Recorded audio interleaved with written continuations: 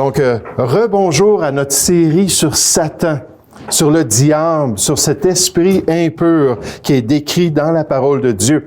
Quelqu'un pourrait critiquer cette série sur les noms du malin en affirmant que j'ai donné trop d'importance au diable.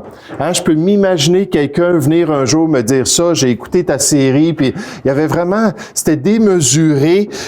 Tu as présenté cet ennemi-là comme plus dangereux qu'il ne l'est réellement. Tu effraies injustement les croyants avec une approche à la personne de Satan qui n'est pas équilibrée et biblique. Mais maintenant, par contre, c'est clair que personne ne peut nier que le diable est comme un lion rugissant, cherchant qui il dévorera. Ça fait partie de la révélation de la parole de Dieu et aussi les autres vérités bibliques qu'on a vues jusqu'à présent dans notre série. Mais les Écritures nous disent aussi, puis on pourrait argumenter cela, nous disent que le Fils de Dieu a apparu afin de détruire les œuvres du diable. Donc, il a donné la victoire à l'enfant de Dieu. Le chrétien n'a qu'à résister au diable et le diable va fuir loin de lui. Alors, pourquoi faire une série sur le malin? Et pourquoi faire un si grand cas de cet ennemi-là quand Dieu nous dit qu'on a déjà la victoire? Vous savez, comme dans tous les enseignements bibliques, il faut considérer tout ce que Dieu a à dire sur un sujet. Tout ce que Dieu a révélé. La Bible nous dit que toute écriture est inspirée de Dieu et toute écriture est utile pour l'enfant de Dieu. Donc, qu'est-ce qu'on voit dans la Bible? La Bible nous dit qu'il y a vraiment un danger qui est réel, que nous avons vraiment un adversaire dangereux. Mais, comme ces gens-là le diraient, la Bible aussi révèle que la victoire est disponible en Jésus-Christ. Vous savez, c'est un peu comme le péché. Qu'est-ce que la Bible nous dit concernant le péché et la vie chrétienne? Quand Dieu parle de l'enfant de Dieu et de sa relation avec le péché, qu'est-ce qu'il nous donne comme vérité? Quelle est la relation entre le chrétien et le péché? Oui. On est tous pécheurs, mais on devrait s'efforcer de ne pas pécher. Oui, bravo. Donc, on est tous pécheurs, on est tous des mendiants qui sommes venus au Seigneur, puis on a reconnu notre état. Puis ensuite, Dieu nous dit qu'on est responsable envers le péché. Mais il faut comprendre cet équilibre-là. On nous dit, sachant que notre vieil homme, notre vieille nature, notre chair, a été crucifié avec lui, avec Jésus. Quand on a cru en Jésus-Christ, Dieu nous a pris spirituellement, puis il nous a mis sur la croix du Calvaire. On raconte ça ici dans Romains chapitre 6. On a été unis à Jésus en sa mort. Donc, c'est notre chair qui a été crucifiée, qui a été condamnée avec lui à cause de nos péchés sur la croix. Puis on nous dit pourquoi. Afin que le corps du péché fût détruit ou rendu impuissant. Notre nature pécheresse a été vaincue lors de notre salut pour que nous ne soyons plus esclaves du péché. Donc ça, c'est un côté de la médaille. Dieu nous dit qu'on a été délivrés, on a été libérés de la puissance du péché. On n'a pas besoin de continuer à pécher et faire ce qui est contraire à la volonté de Dieu. En fait, on nous dit en tant que chrétiens, ainsi vous-même. Regardez-vous. On a un miroir qui présente l'enfant de Dieu d'après la révélation de Dieu. Regardez-vous comme mort au péché et comme vivant pour Dieu en Jésus-Christ. Ayez cette perspective-là, que ce soit votre vision de votre vie en Jésus-Christ. Vous êtes mort au péché et vous avez cette vie-là, cette puissance-là pour accomplir la volonté de Dieu. Puis on nous dit, car le péché n'aura point de pouvoir, point d'autorité sur vous, puisque vous êtes non sous la loi, mais vous êtes sous la grâce de la vie chrétienne. Donc, d'un côté, on nous dit, on est libre. On n'a plus besoin de faire ce qui est mal. On n'a plus besoin de désobéir à Dieu. Pourtant, regardez ce que Paul dit ensuite, au verset 12. Il dit que le péché ne règne donc point, c'est possible qu'il continue à régner dans notre vie, qu'il ne règne donc point dans votre corps mortel. Et n'obéissez pas à ses convoitises. La vieille nature est toujours là et l'attachement au péché est toujours une réalité. Donc, c'est comme un paradoxe, n'est-ce pas? C'est ironique. On est libéré à cause de cette nouvelle vie-là en Jésus-Christ. Puis là, on nous dit, mais faites attention de ne pas continuer à vivre dans le péché. Ne livrez pas vos membres au péché comme des instruments d'iniquité, de rébellion contre Dieu, mais donnez-vous vous-même à Dieu. Donc, on voit dans les Écritures, il faut regarder tout ce que Dieu nous dit concernant le péché. On est libéré en Jésus-Christ. Ce que Dieu veut, c'est que nous ne péchions point. On a la liberté de le faire. Mais pourtant, on nous exhorte à faire le choix. Parce que la réalité, c'est que nous avons encore cet attachement spirituel, cette tendance-là dans notre chair. C'est la même chose pour la question du diable. Oui, le diable est vrai. Oui, le diable existe. Oui, le diable cherche des proies. Mais le chrétien est libre de résister, il est libre d'avoir la victoire, mais il doit être au courant de cette liberté-là. Je me rappelle, pendant la Deuxième Guerre mondiale, dans un camp allemand, il y avait un général de l'armée américaine qui avait été capturé. Il avait passé 3 ans dans ce camp-là, puis comme les autres soldats, il était habillé là, comme un prisonnier, puis il avait pas toutes ses médailles, puis toute son autorité, puis donc il essayait de survivre. Puis à un moment donné, des espions sont venus lui dire que les Américains avaient vaincu Adolf Hitler, que le Reich avait tombé et que tous les camps allaient être finalement libérés. Puis là, il est allé prendre ses vêtements de soldat. On lui avait permis de les garder comme souvenir de son ancienne vie. Il a mis ces vêtements-là, puis il a commencé à se promener dans le camp. Puis là, les autres soldats, puis les autres alliés, puis même les soldats allemands le regardaient, puis ils ne comprenaient pas. Mais qu'est-ce qui arrivait? Il était encore prisonnier, n'est-ce pas? Mais il savait qu'il était libéré. Il savait qu'il allait sortir de prison et que Dieu allait lui permettre d'avoir cette position-là de général.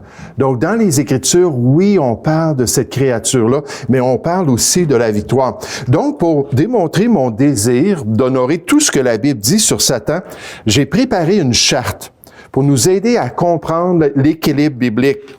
Une charte qui est tirée d'un cours de théologie que j'avais fait, puis une charte qui met en contraste la personne de Dieu et Satan. Là, je me suis concentré sur le diable, sur Satan, mais dans le fond, ce que je veux faire ce matin, c'est voir la personne de Dieu, puis voir Satan, puis les comparer, puis dire, oui, Satan existe, puis Satan, je sais être certain, Satan existe, puis Satan est une influence.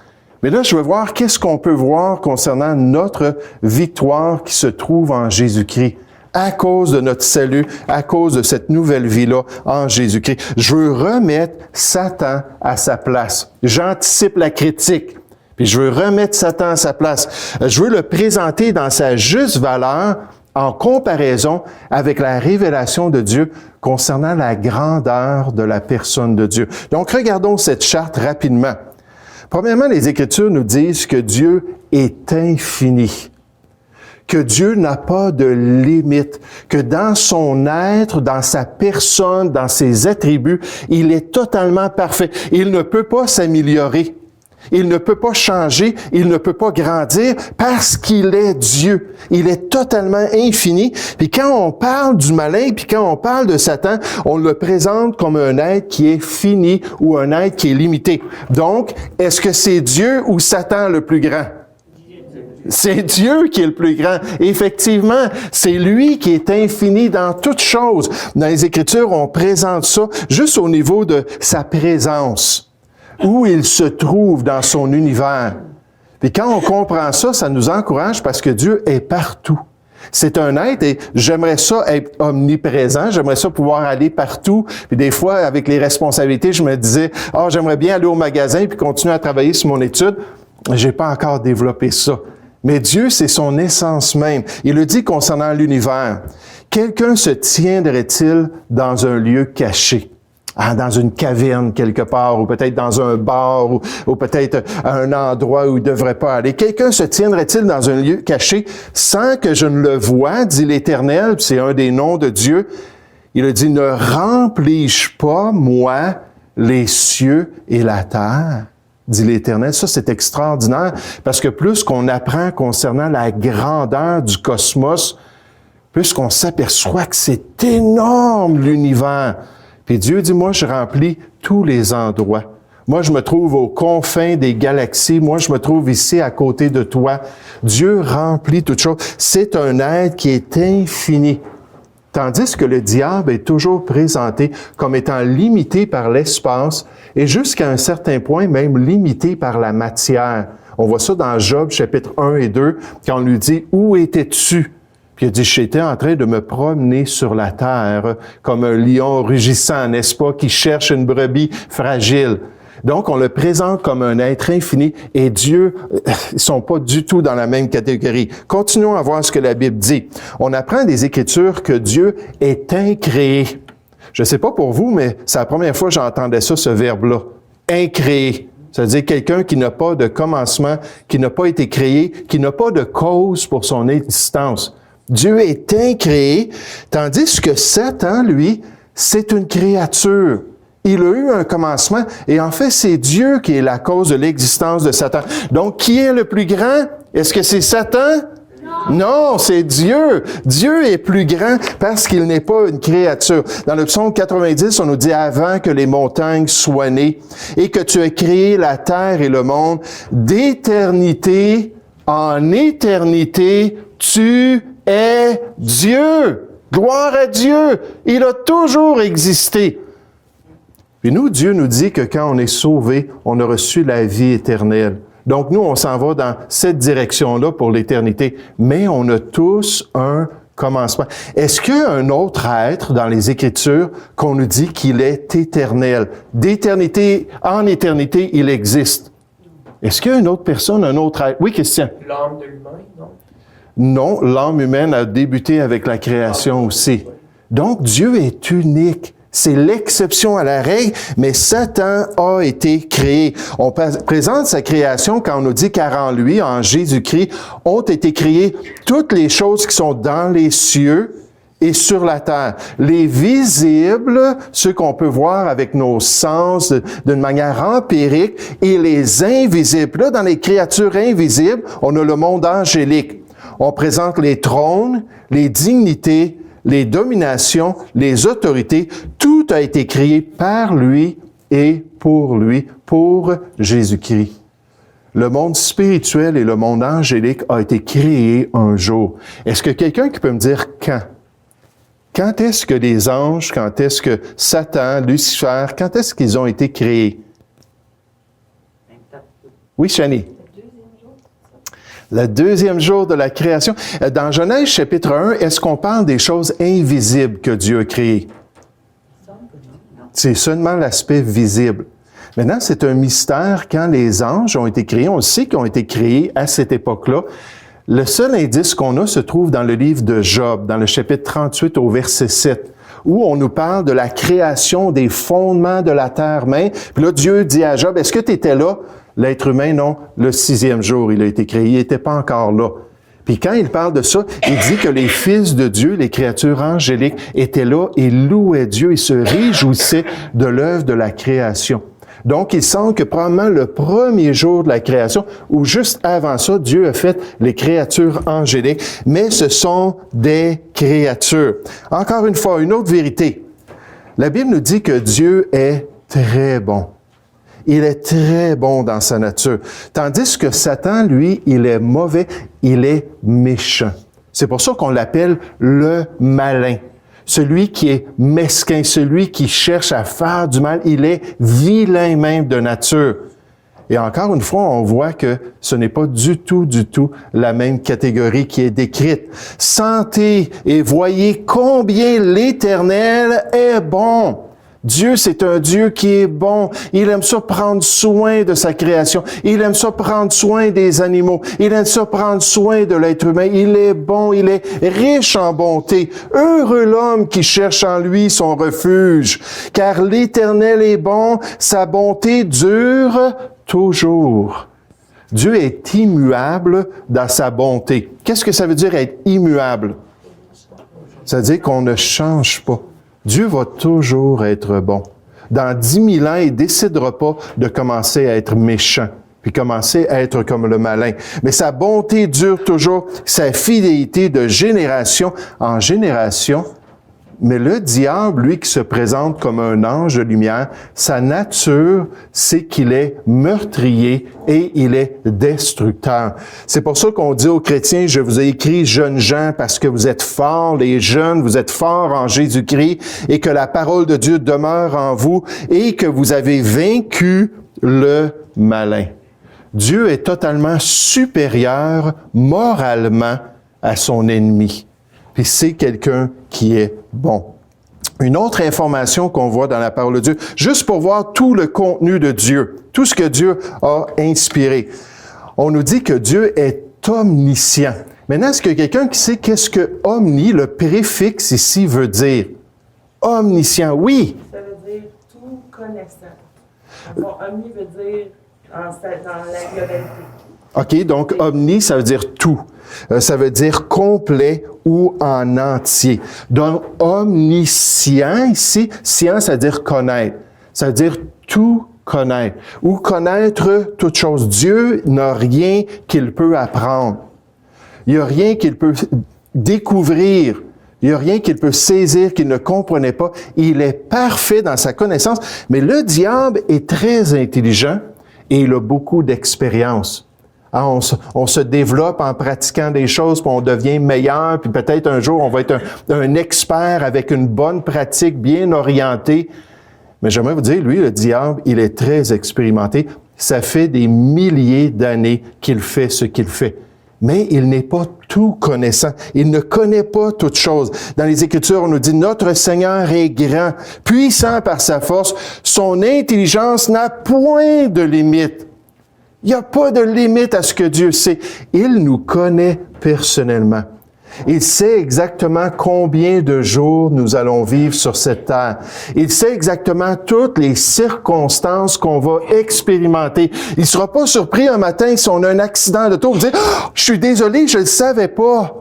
Ah, je t'aurais conduit autrement, je t'aurais dirigé autrement, j'aurais permis que tu aies un retard pour pas que tu aies cet accident-là. Dieu connaît toutes choses. Son intelligence n'a point de limite. Et David, lorsqu'il considérait cela, disait, quand il m'arrive une circonstance, Dieu le sait. Quand je m'en vais à tel endroit, Dieu le sait. Quand je suis avec telle et telle personne, Dieu le sait. Peu importe ce que je pense, Dieu voit mon cœur.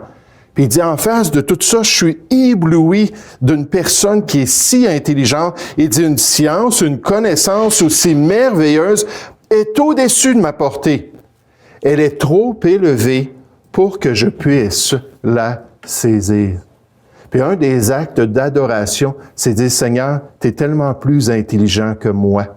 Je suis tellement limité dans ma compréhension des choses, mais toi, tu es illimité, tu es omniscient et tu es tellement merveilleux. Maintenant, pour le diable, malgré son intelligence, il est aussi limité.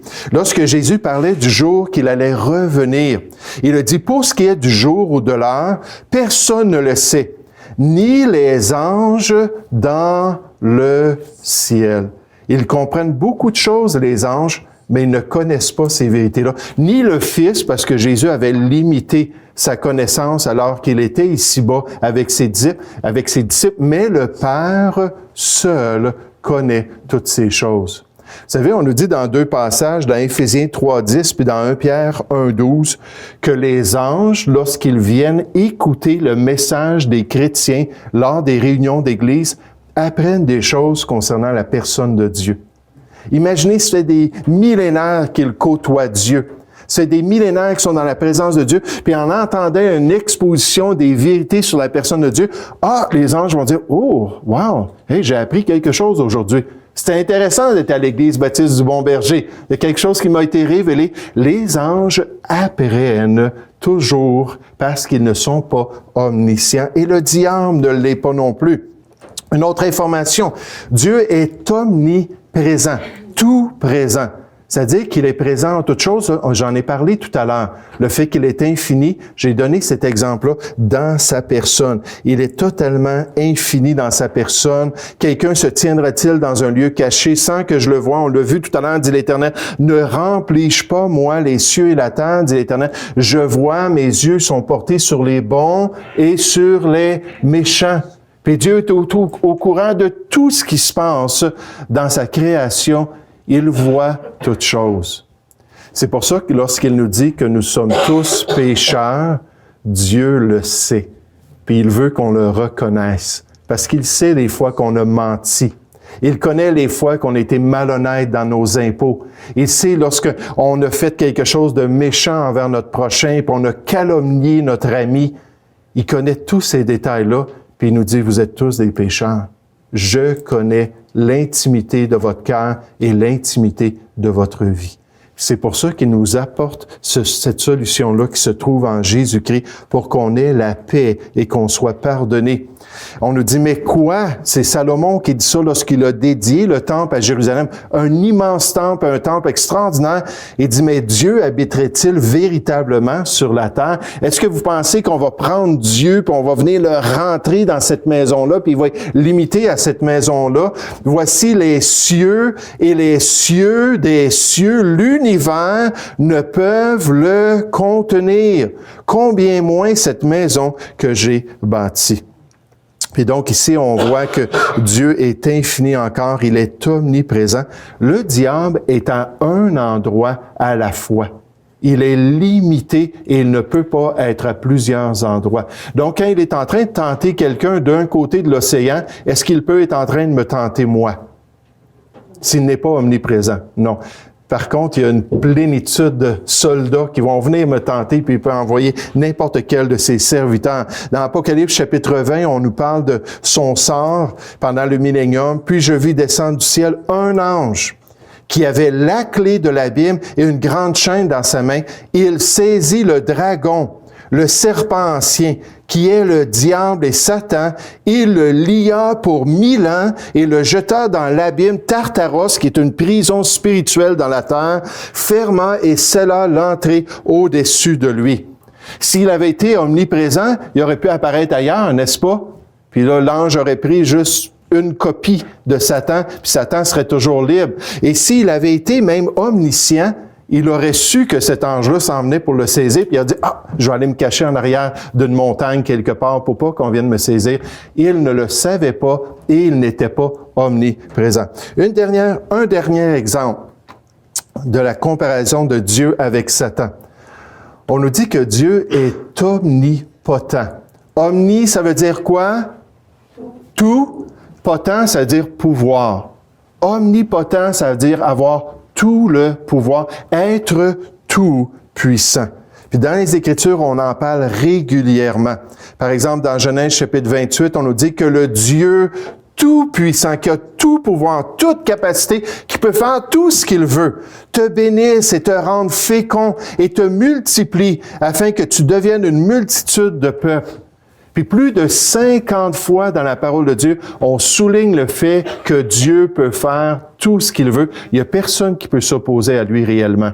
Il n'y a personne qui peut l'empêcher. La seule personne qui empêche Dieu de faire quelque chose, c'est Dieu lui-même.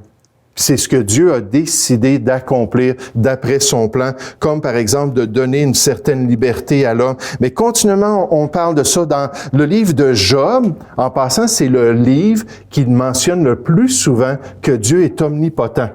Selon moi, il y a deux raisons pour ça. Est-ce que vous pouvez penser, Job, il y a 3 amis qui viennent lui parler concernant sa relation avec Dieu, puis ils viennent l'accuser d'être un rebelle, puis d'avoir expérimenté ce qu'il méritait. Puis là, eux disent, Dieu est omnipotent, Dieu est omnipotent. C'est presque toutes les références là. Puis ensuite, Job parle de sa relation avec Dieu, puis il dit, Dieu est omnipotent, omnipotent, omnipotent.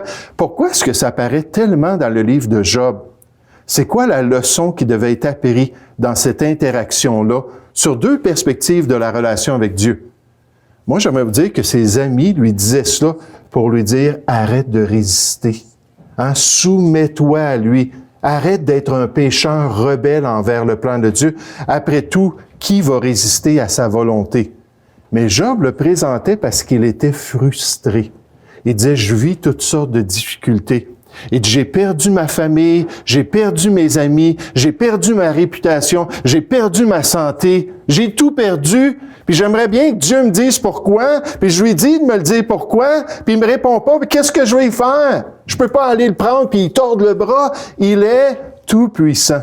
Puis dans sa frustration, Job était confronté par le fait qu'il ne pouvait rien faire contre la personne de Dieu. Et le deuxième livre où on voit ça le plus souvent, cette idée-là de la toute-puissance de Dieu, c'est dans le livre de l'Apocalypse. On nous dit, tandis que les anges supérieurs en force, attendez un instant, recourir à la force, il est tout-puissant. OK, j'ai pas de référence pour cela. Mais dans le livre de l'Apocalypse, on revient toujours à cela. Pourquoi? Parce que Dieu est en train d'annoncer les jugements qu'il va faire venir dans les derniers temps. Les 21 fléaux qui vont affecter la nature et qui vont affecter l'être humain. Puis il est toujours en train de dire, moi, je fais tout ce que je veux. Croyez en moi. Croyez en moi, ça va se produire, ces choses-là. C'est moi qui gère mon univers. Puis on revient toujours à ça. Pour le diable, effectivement, il est puissant. On nous dit, tandis que les anges, donc en décrivant les anges et le diable, supérieurs en force et en puissance. Est-ce qu'ils sont supérieurs en force et en puissance comparés à Dieu? Est-ce que c'est ça que ça nous dit dans le passage? Non, ça parle de l'être humain. Puis les anges, là, pensez en une nuit. Hein, cette armée-là, c'était quoi? Des Assyriens, 185 000 Assyriens. Un ange est descendu, puis il a tué tous les soldats dans une nuit. Tout le monde était à terre, tout le monde était mort. Dans l'Apocalypse, on présente les anges comme gérant les fléaux qui vont venir et gérant les catastrophes naturelles aussi. Une puissance incroyable que Dieu leur a donnée. Donc, ils sont plus puissants que l'homme, mais ils ne sont pas plus puissants que Dieu. Est-ce que c'est Dieu qui est omnipotent ou est-ce que c'est le diable ou Satan? C'est Dieu et seulement Dieu. Et c'est pour ça que dans les passages où on voit cette interaction-là entre Satan et Dieu, Satan est obligé de demander la permission. Laisse-moi toucher son corps, laisse-moi toucher à sa famille, laisse-moi venir le tenter à te maudire. C'est seulement quand Dieu dit oui, mais jusqu'ici, tu n'iras pas plus loin. Et à ce moment-là, il est en mesure d'accomplir, en fait, le plan de Dieu. Lui, il pense que c'est son désir qui est en train d'accomplir. Et dans le fond, il est simplement une marionnette en train d'accomplir le plan de Dieu.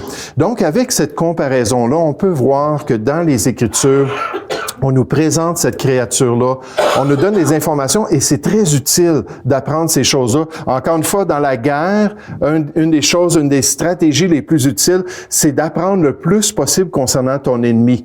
D'apprendre comment il réfléchit, d'apprendre comment il agit. Puis la Bible nous dit, nous n'ignorons pas les desseins de notre ennemi. Donc, c'est très utile pour nous. Mais ça nous rappelle aussi que le danger est réel, puis la victoire est disponible si on demeure proche de Dieu. Celui qui est tout-puissant, celui qui est en charge, celui qui a toute la grâce et la capacité pour nous rendre victorieux. Si on est en relation avec lui, si on n'est pas sauvé, on n'a pas de relation avec lui. On pense peut-être, mais il faut être réconcilié avec Dieu pour avoir la grâce de Dieu.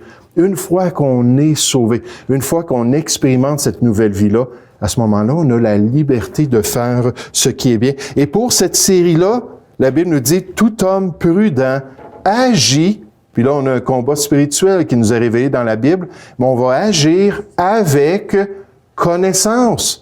C'est juste l'insensé qui veut faire étalage de sa folie et montrer qu'il ne comprend pas les voies de Dieu. Dieu nous dit que nous, on doit s'instruire, nous, on doit comprendre, nous, on doit saisir les vérités, puis être en mesure de lutter spirituellement avec toutes les armes de Dieu. On nous dit les simples, puis dans le livre des Proverbes, c'est ceux qui n'ont pas de discernement, qui n'ont pas de sagesse. Les simples ont en partage la folie de leur voix, puis de leur compréhension des choses. Et les hommes prudents se font de la science une couronne.